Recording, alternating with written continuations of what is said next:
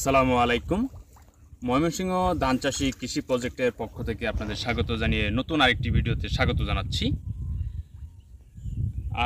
আপনারা দেখতে পাচ্ছেন আমি একটি আমন মৌসুমের ধানের জমিতে অবস্থান করতেছি এবং আমার হাতে দুইটি ধান গাছের পাতা দেখতে পাচ্ছেন।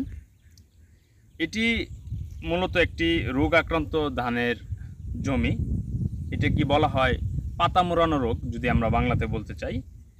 এটি একটু লক্ষ্য করলে দেখবেন প্রথমে এই পাতাগুলো আপনার পোকায় এটা মদ ডিম পারে, ডিম পাড়ার পরে এটাকে আপনার পাতা মুড়িয়ে ফেলে।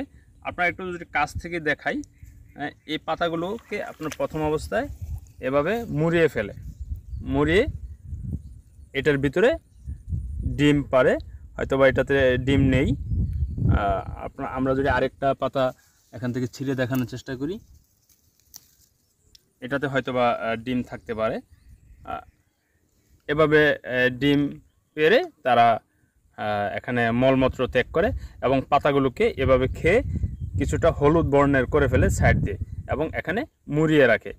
আপনারা দেখতে পাচ্ছেন এখানে মুড়িয়ে রাখে।